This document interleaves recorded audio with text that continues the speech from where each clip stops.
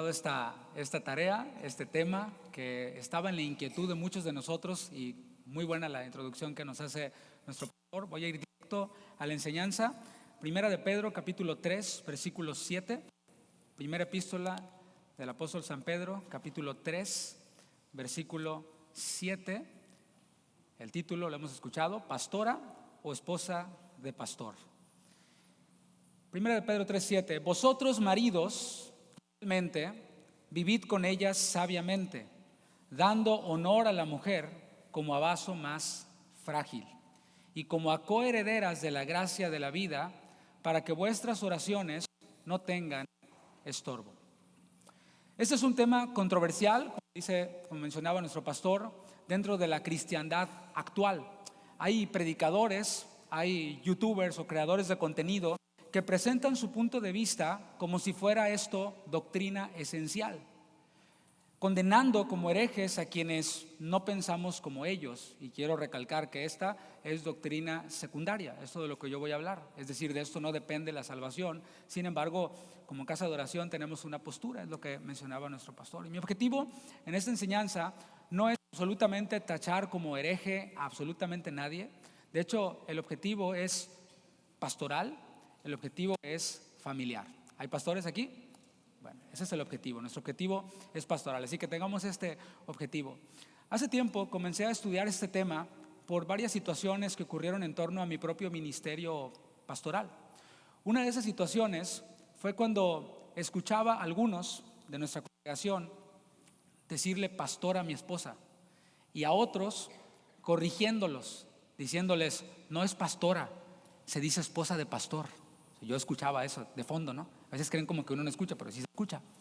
Otra situación que fue muy llamativa y que marcó mi vida para poder comenzar a estudiar este tema, fue cuando Aileen, una niña de nuestra congregación, se acercó al final de la reunión a un servidor y me dice: pastor, y ella chiquitita, y yo sí, entonces para escucharla, y me dice: pastor, ¿sabe qué quiero ser cuando sea grande?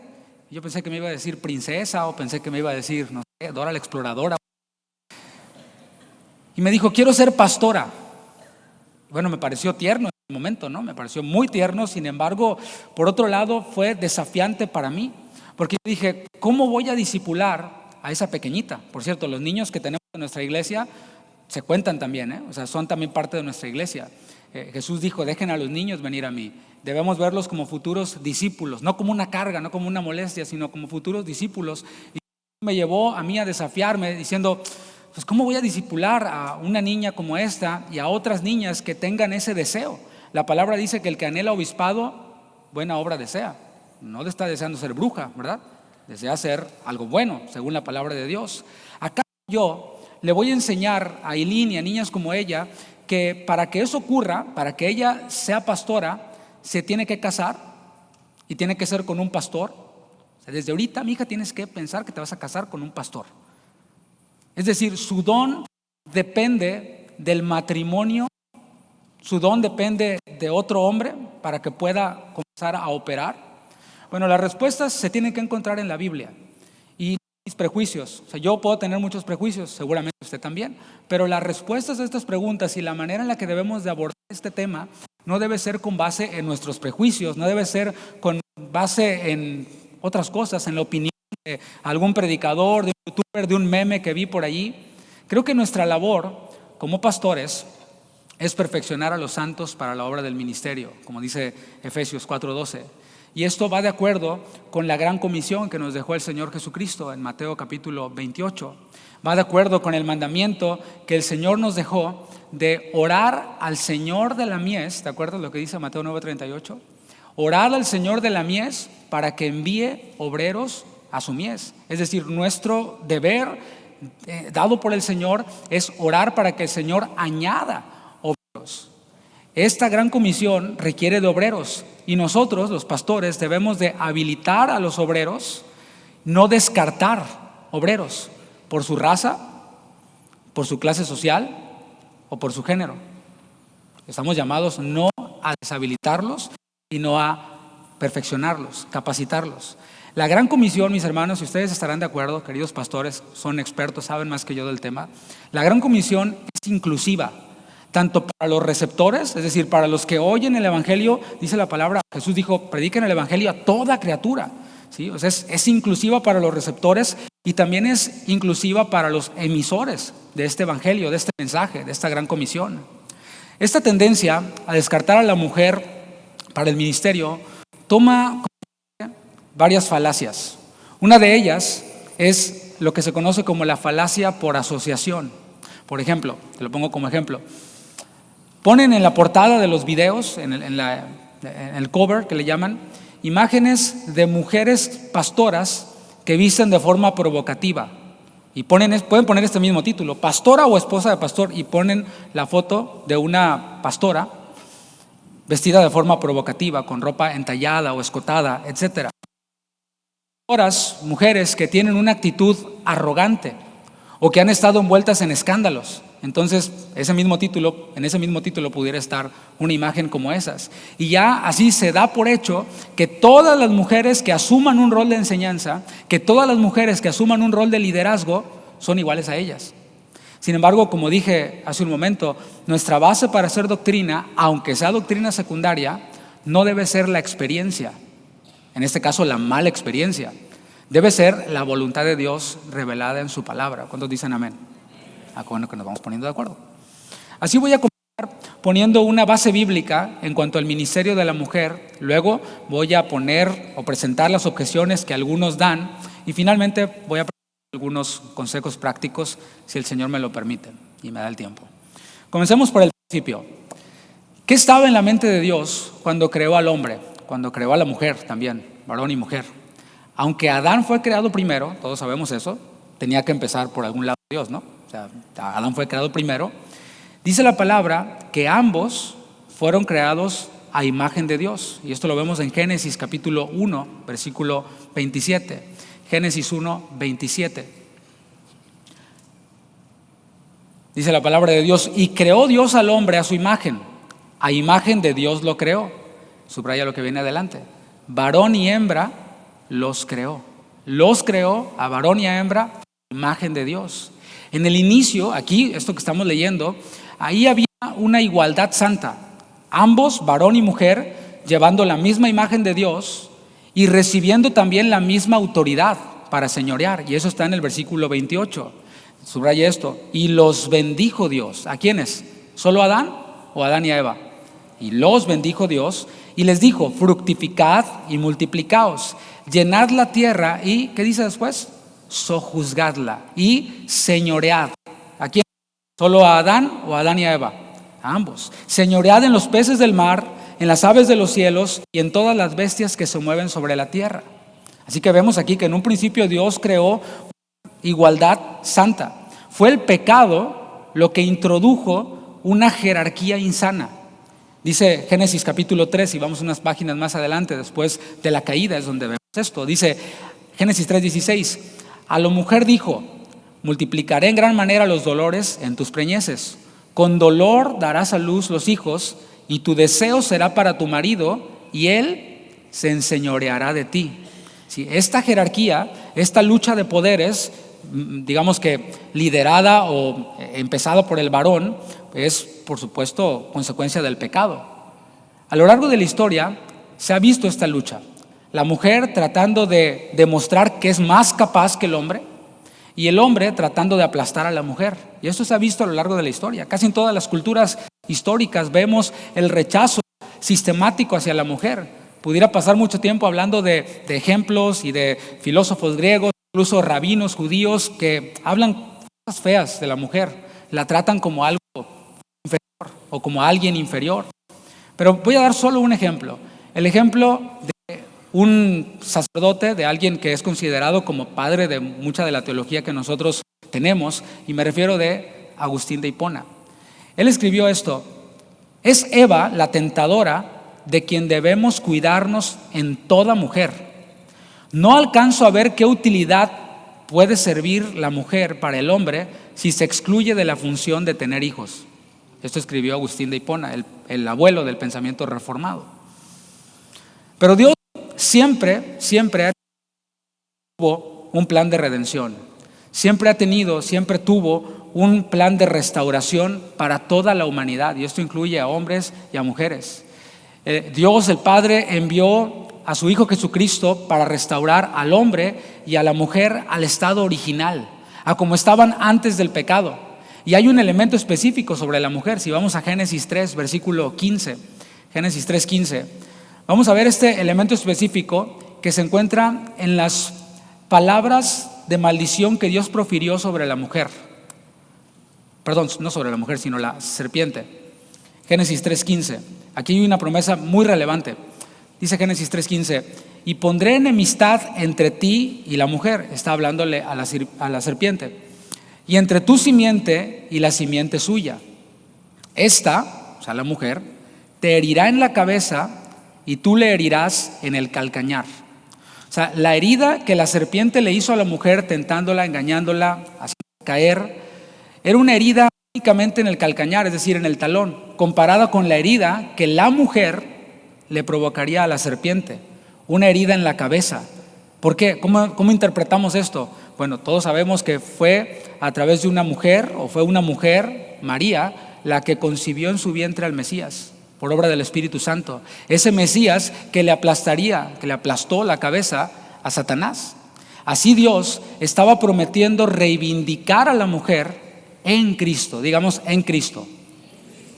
A ver, con más ganas, ¿no? En Cristo. En Cristo tenemos promesas, mis hermanos, pastores. Y esas promesas incluyen la reivindicación de la mujer del estado original. El Señor Jesús, ya estando entre nosotros, llevando a cabo su ministerio terrenal, trató a la mujer con dignidad. O sea, Él empezaba a mostrar este plan de redención para la mujer.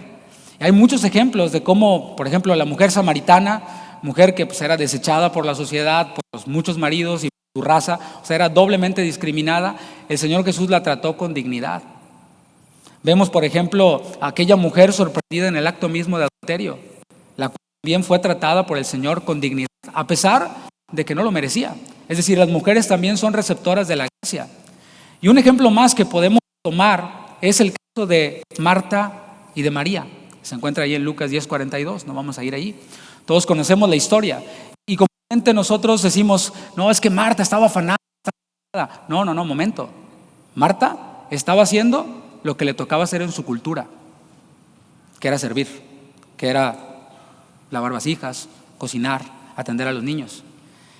Y María estaba haciendo algo inapropiado para su cultura, que era sentarse a los pies de un rabino. Las mujeres no podían hacer eso. Les era prohibido hacer eso. Pero ¿qué dijo el Señor Jesús? Dijo, esta, María, ha escogido la buena parte, la cual no le será quitada. Bueno, por si fuera poco, fueron mujeres las primeras en ver al Señor Jesús resucitado. Y la primera en predicar la resurrección a los apóstoles fue María Magdalena, en Marcos capítulo 16. Todos conocemos esto. Vamos a Hechos capítulo 2. Cuando el Espíritu descendió en el día de Pentecostés, el apóstol Pedro se levantó, y leamos lo que dijo, Hechos 2:16. Mas esto es lo dicho por el profeta Joel: y en los postreros días, dice Dios, derramaré de mi espíritu sobre ¿qué? Sobre toda carne. Y vuestros hijos y vuestras hijas profetizarán. O sea, podría haber solo dicho sobre toda carne para que entendiéramos varón y mujer, pero es específico. Y vuestros hijos y vuestras hijas profetizarán. Para algunos profetizar es únicamente predicar, porque ya ese don cesó para algunos. Bueno, aquí dice que vuestros hijos y vuestras hijas predicarán, pues. Vuestros jóvenes verán visiones y vuestros ancianos soñarán sueños. Y de cierto, sobre mis siervos y sobre mis ¿qué?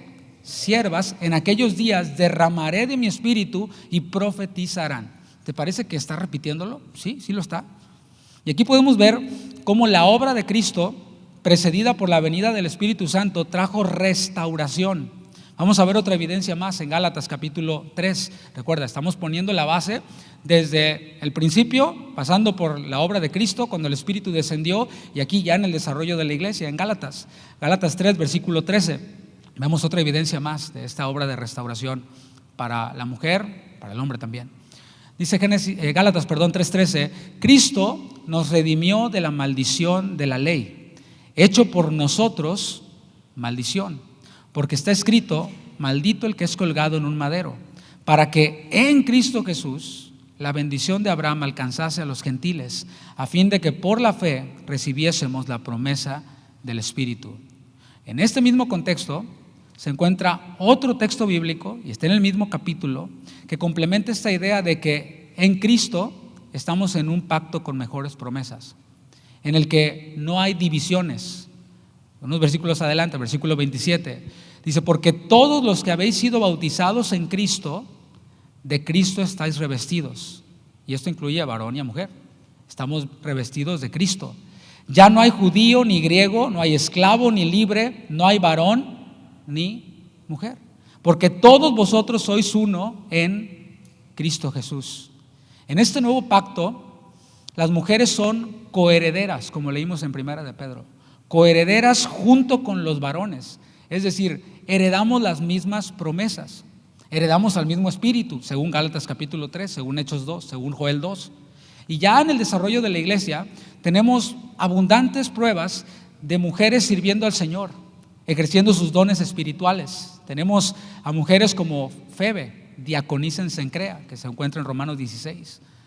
Priscila, que junto con su esposo Aquila, los dos, le enseñaron a Apolos, un predicador fogoso, le enseñaron de forma más precisa el camino de Dios. Eso en Hechos 18:26. Y Pablo no abandona o no se olvida de Priscila, él la recuerda.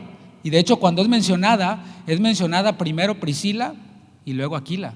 Y nosotros, estudiosos de la Biblia, sabemos que cuando se menciona uno primero es porque llevaba relevancia, como el caso de Saulo, ¿verdad? Silas, o Bernabé y Silas, y luego Pablo y Bernabé. Vemos cómo ese orden tiene una explicación, tiene un porqué. Pablo cita a Priscila también en otra de sus epístolas, en Romanos, como colaboradora. Esa palabra colaborador es alguien que hace el mismo trabajo, o alguien que hace el trabajo junto con el otro, en este caso Pablo. Es decir, Priscila hacía el mismo trabajo que Pablo, o lo hacía junto con Pablo.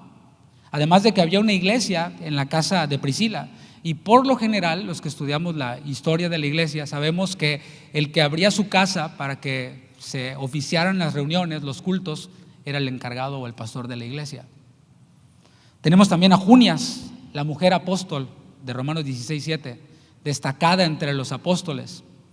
El desarrollo de la iglesia primitiva fue inclusivo con la mujer.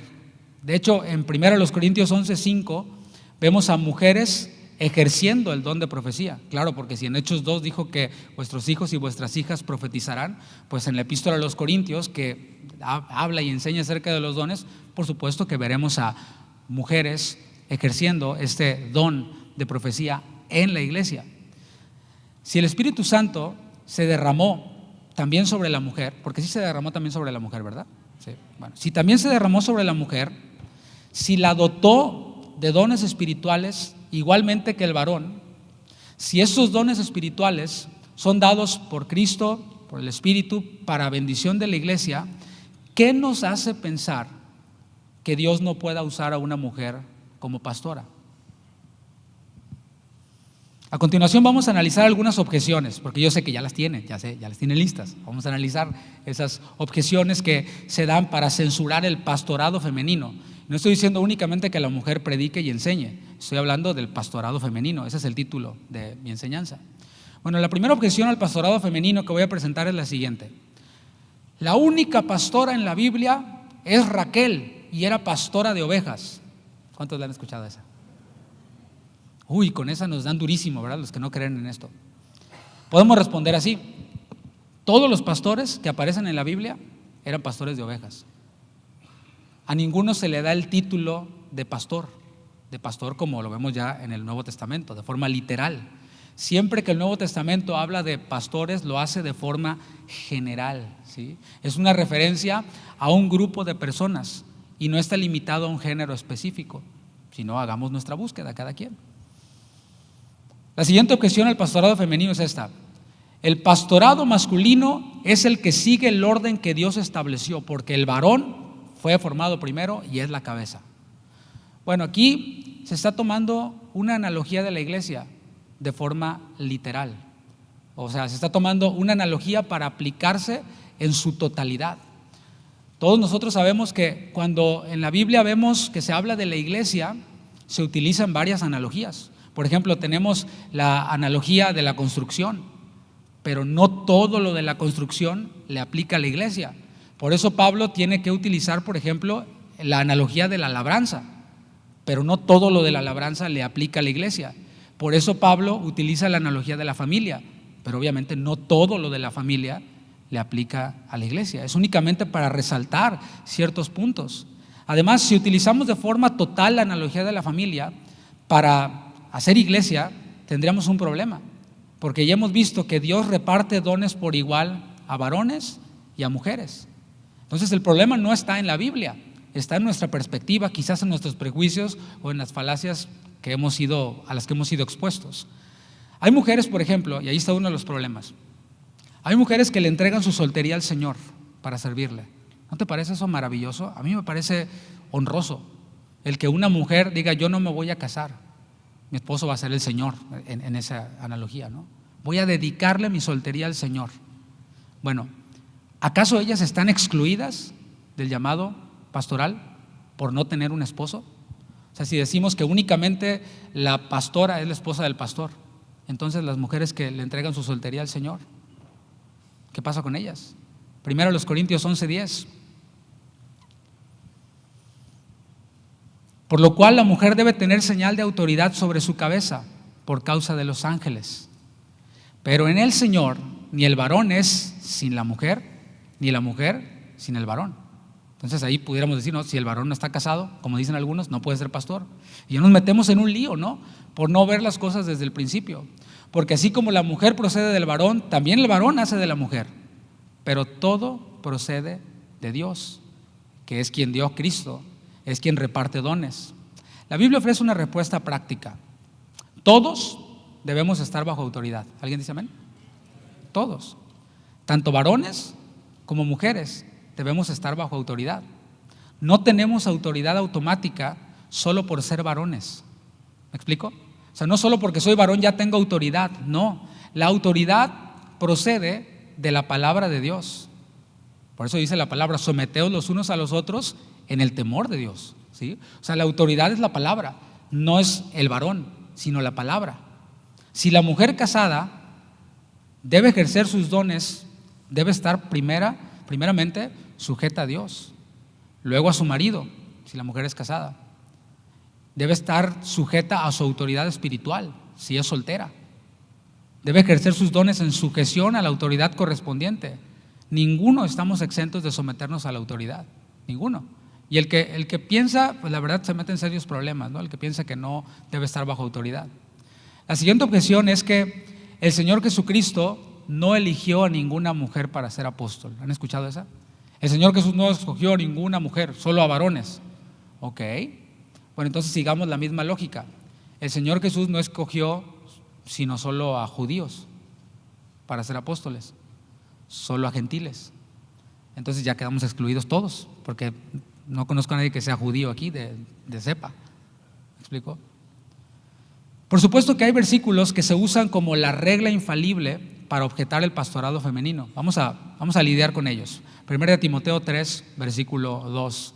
Y bueno, mi tiempo es limitado, no voy a hacer una exégesis detallada, cada uno podemos hacerlo. Ya espero por lo menos haberles abierto el panorama para poder estudiarlo, pero vamos a lidiar con estos versículos por lo menos de forma superficial. 1 Timoteo 3:2. Algunos dicen, allí dice que el obispo debe ser marido de una sola mujer y no esposa de un solo marido. Algunos presentan esa objeción. Y bueno, la respuesta es que hay que usar la hermenéutica, no tomar de forma literal todo. Si así fuera, tendríamos que afirmar que los solteros no pueden ser obispos, y en ese caso tendríamos que descartar a Pablo, porque Pablo era soltero, según 1 Corintios 14:34. Dice, 1 Corintios 7:7. Ahora sí vamos a ver 1 Corintios 14:34. Este es otro versículo usado para objetar el pastorado femenino. ¿Sí quedó respondido 1 Timoteo 3:2? Marido de una sola mujer, no mujer de un solo marido. Bueno, hay que estudiar y hay que usar la hermenéutica para no aplicarlo todo de forma literal. Primero a los Corintios 14:34. Vuestras mujeres callen en las congregaciones, porque no les es permitido hablar, sino que estén sujetas, como también la ley lo dice.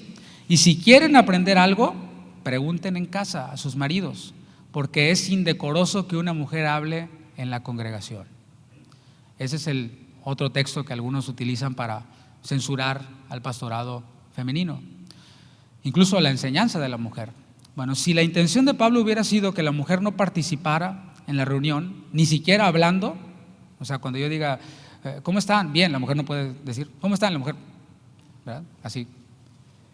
Pablo se estaría contradiciendo, ya que unos capítulos atrás, en 1 Corintios 11:5, escribió: pero toda mujer que ora o profetiza, con la cabeza descubierta, afrenta su cabeza.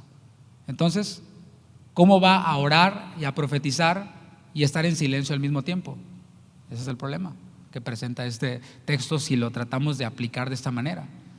Algunos estudiosos se inclinan por la postura de que este texto, 1 Corintios 14:34 al 36, de que esta porción es una adición, ¿sí? Y que no estaba en los mejores manuscritos.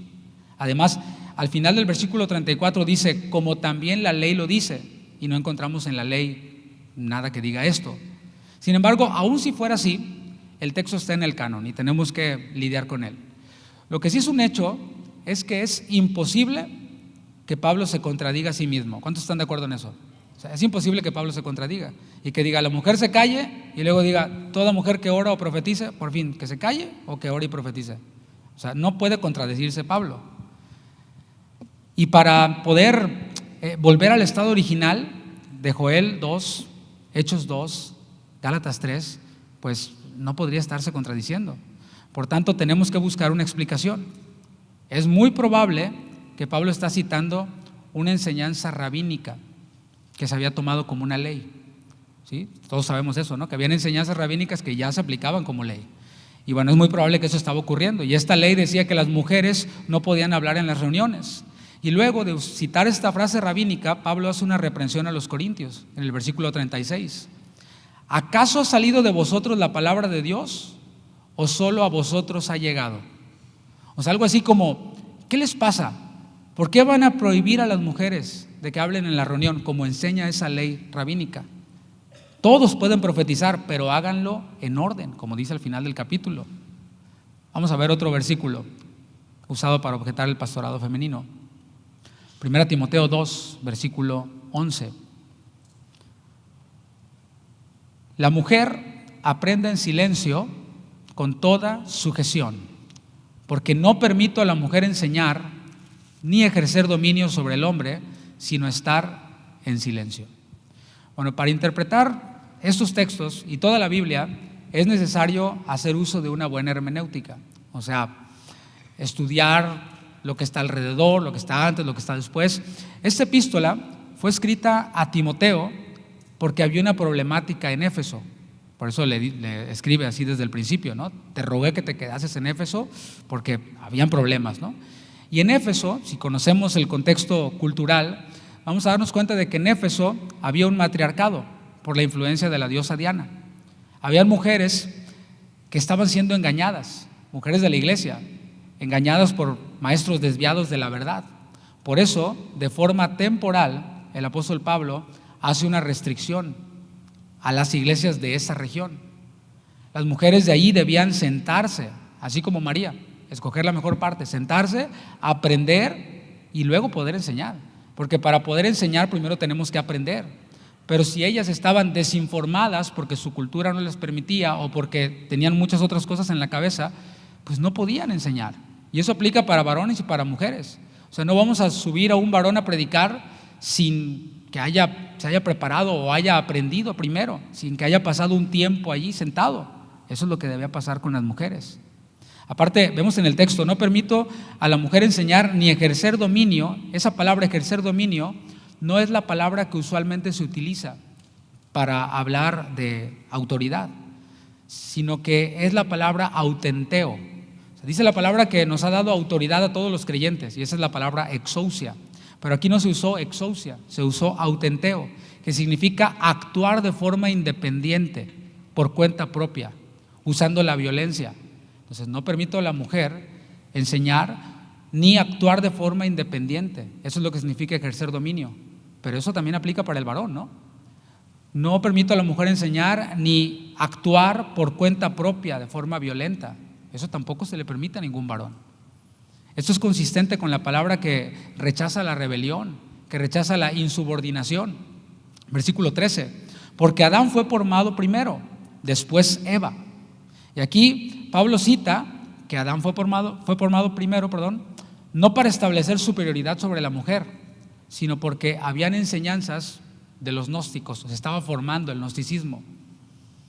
Y hay de hecho una obra de ese tiempo llamada El Apocalipsis de Adán, de los gnósticos o primeros gnósticos, que contiene una enseñanza de que Eva le enseñó a Adán el conocimiento de Dios, que ella fue primero y le enseñó a Adán, claro, por toda esta filosofía de la diosa Diana.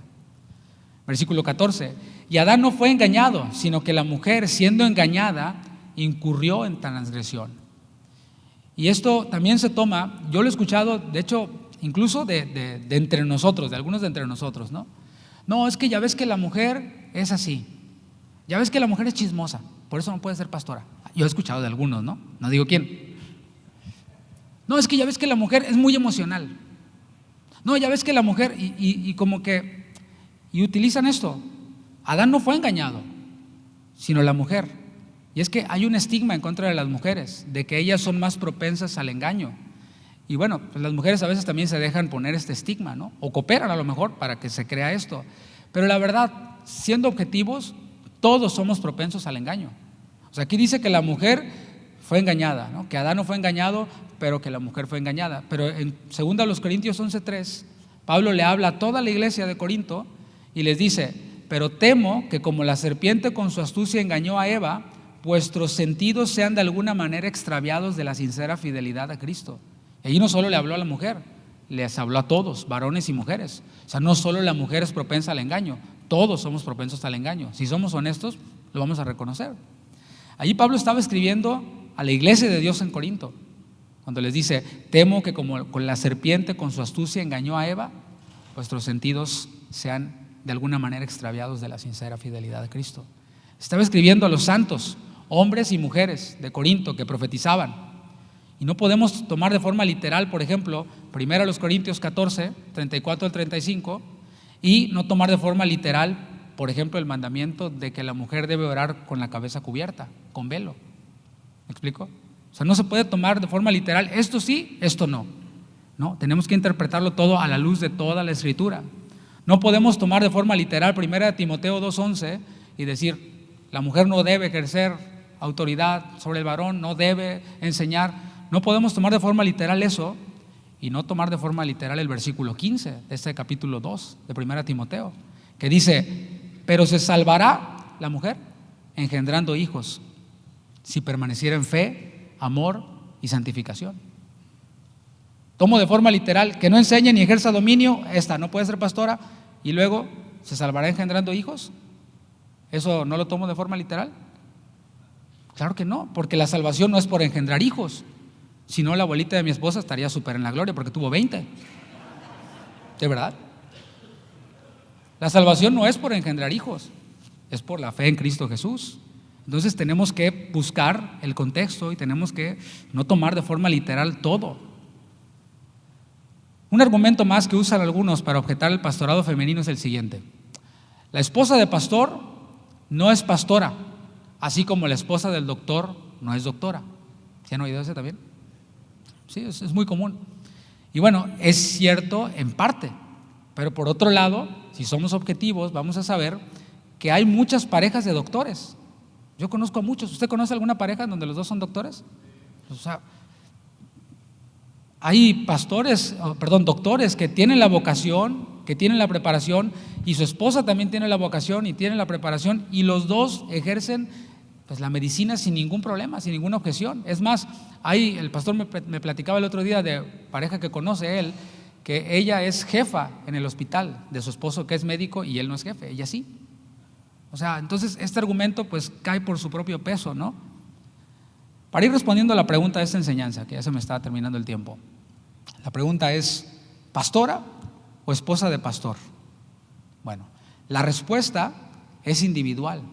O sea, no podemos decir o la una o la otra, son las dos. Y es que a veces caemos en ese error de que queremos solamente cargarnos sobre un lado y desechar el otro, o cargarnos sobre el otro y desechar el uno. No, pueden ser las dos. La respuesta es individual. Hay esposas de pastor aquí que tienen el llamado, que tienen los dones para ministrar, incluso antes de casarse. Y no les voy a pedir que levanten la mano, pero algunas de ustedes seguramente tienen el llamado de Dios para servirle pastoreando desde antes de casarse. Algunas lo tienen, otras no. Hay esposas de pastor que no tienen ese llamado ni tienen esos dones, y ¿saben qué?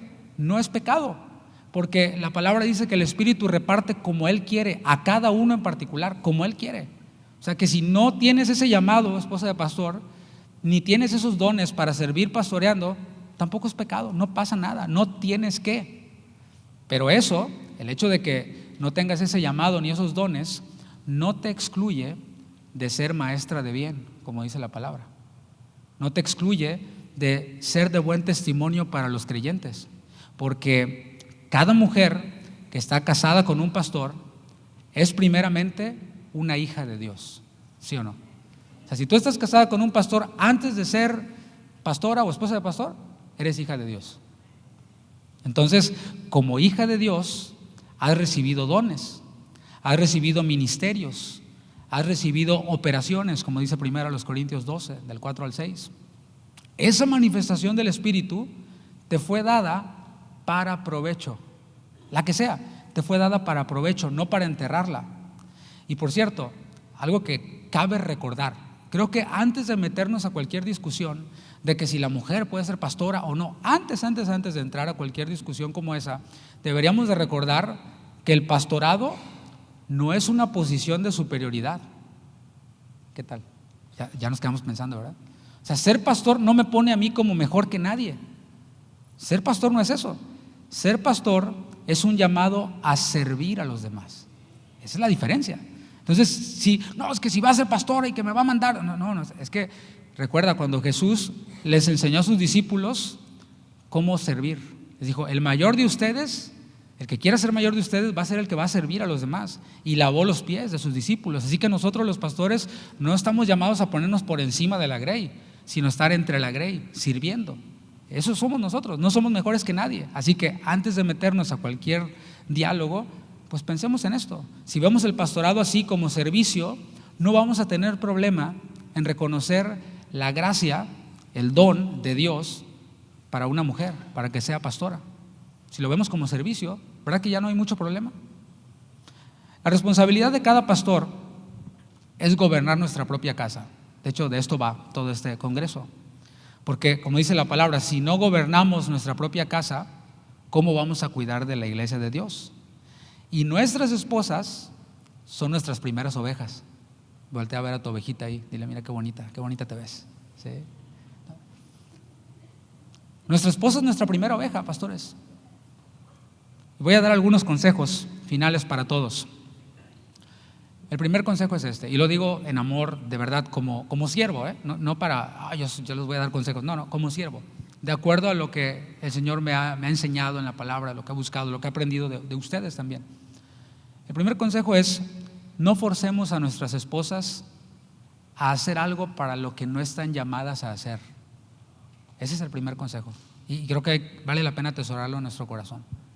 Es que tú tienes que predicar porque es mi esposa, pero yo no sé, no puedo.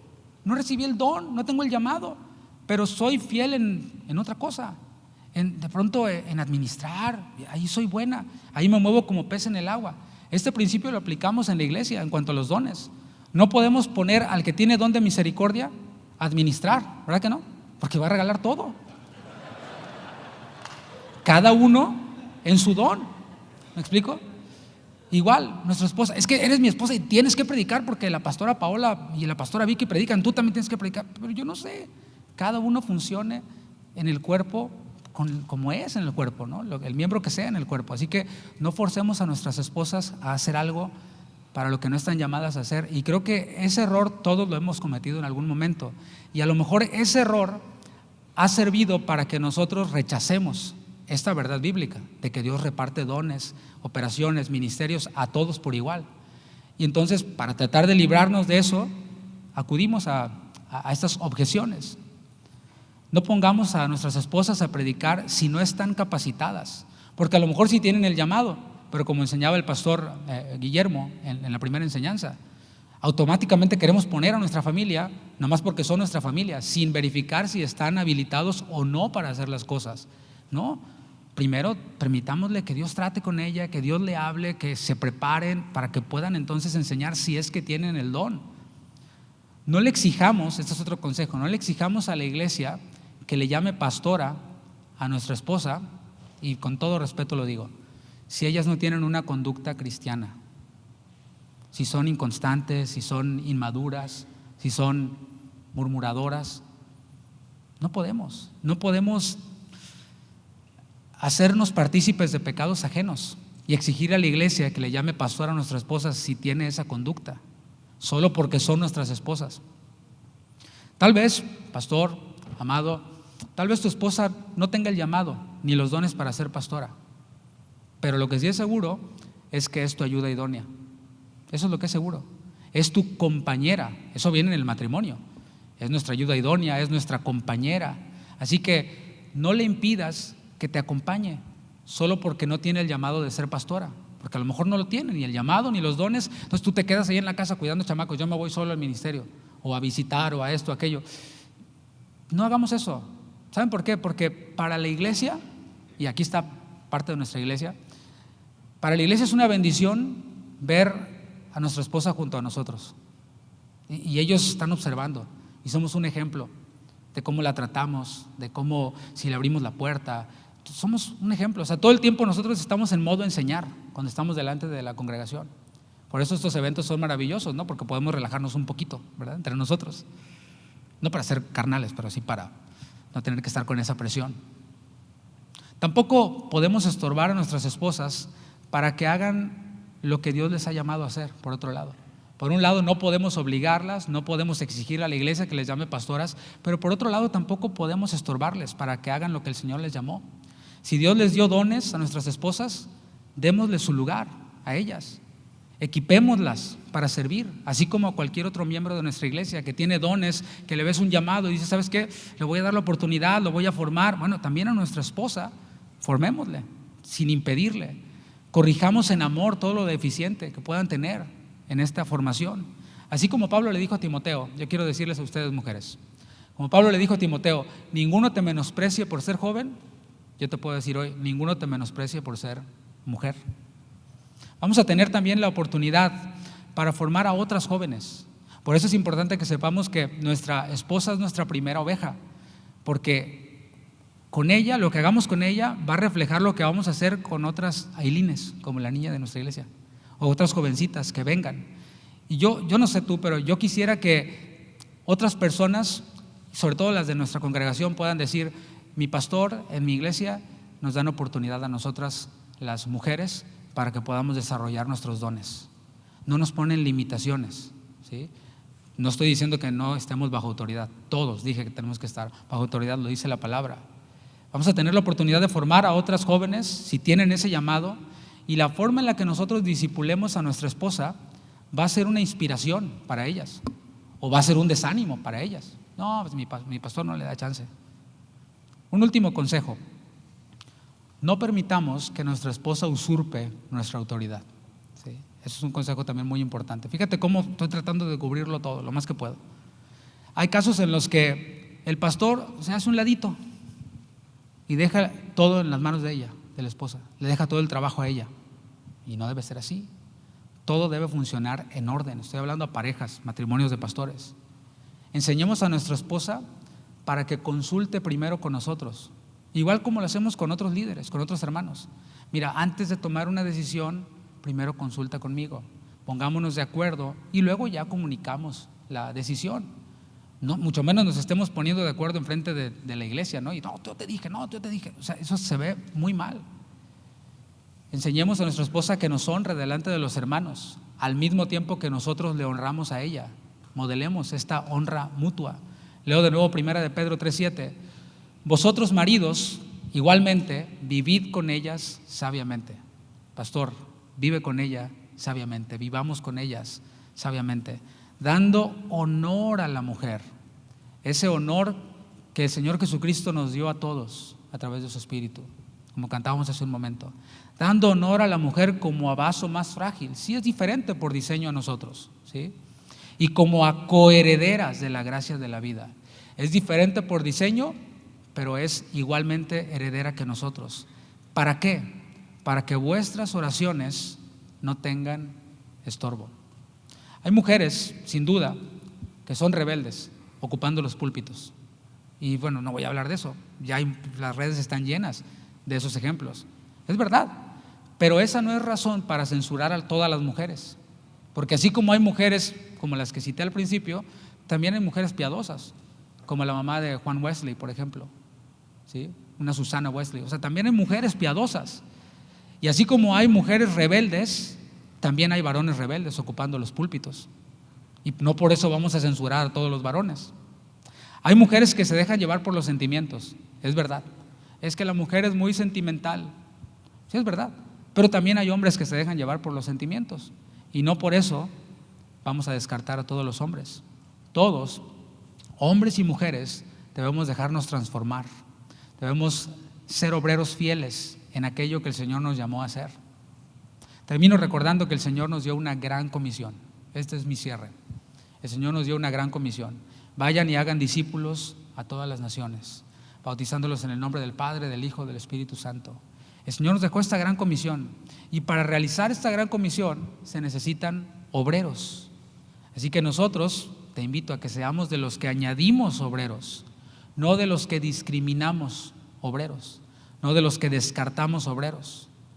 Si nosotros, allá en 1 de Pedro 3:7, en el final dice, para que vuestras oraciones no tengan estorbo.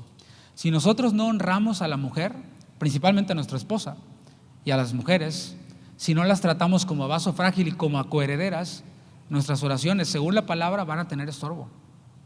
Nuestro ministerio, por ende, va a tener estorbo. Nuestras iglesias van a estar estancadas. Pero si nosotros tomamos el camino largo, porque esto a lo mejor te abre un panorama. O sea, quizás tú dices, no me importa, no estoy de acuerdo con David. Eso está bien. Estamos en nuestro derecho de tener nuestra opinión. Pero si tú estás considerando esto, te vas a abrir un panorama de un camino largo, un camino de enseñanza, un camino que trae mucho trabajo. Porque me ha ocurrido a mí que enseño, por ejemplo, sobre los dones del Espíritu y tómala, me llega un hermano con una profecía. Y a lo mejor la profecía, ¿verdad? Entonces, ¿qué voy a hacer?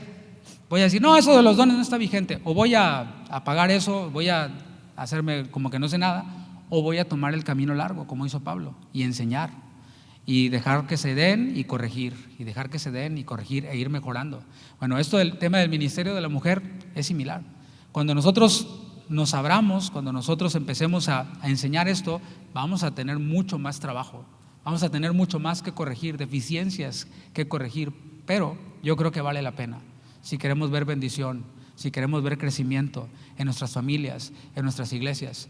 Si revisamos nosotros los grandes avivamientos que han habido, avivamientos genuinos, donde han habido conversiones, podemos ver que muchos de ellos iniciaron donde había discriminación y se abrió la puerta a aquellos que estaban siendo discriminados por razas, por ejemplo, o en este caso por ser la mujer, por tratarse de la mujer. Así que vamos a ponernos de pie y vamos a meditar en esto, orando juntos, dándole gracias a Dios. Señor, muchas gracias. Gracias por tu palabra. Gracias porque tú nos renuevas a través de ella, porque tú nos santificas a través de ella. Queremos hoy, Señor, después de haber sido expuestos a todo este material, todo este contenido bíblico, que sin duda es para que podamos reflexionarlo y meditarlo, queremos, Señor, pedirte de tu gracia para poder llevarlo a cabo. Y pastor, si está tu esposa allí por un lado, pon tu mano sobre ella, abrázala, ora por ella, dale gracias a Dios. Quizás este tema puede abrir para ustedes mucho diálogo y ver qué han hecho mal, qué pueden hacer mejor, cómo pueden funcionar mejor en el cuerpo. Yo le doy gracias a Dios por ese tiempo. Gracias, Señor. Gracias por tu fidelidad. Gracias por tu palabra, por lo que tú haces, porque tú quieres bendecir a tu iglesia, porque tú quieres, Señor, traer a nuestras congregaciones crecimiento. Quieres traer a nuestras congregaciones desarrollo de discípulos, que podamos ver, Señor, esta obra completada, que podamos tener este privilegio que muchos de nuestros pastores tienen aquí, de ver a generaciones sirviéndote, de siervos, de siervas, de varones y mujeres haciendo tu obra y sirviendo. Muchas gracias, Señor.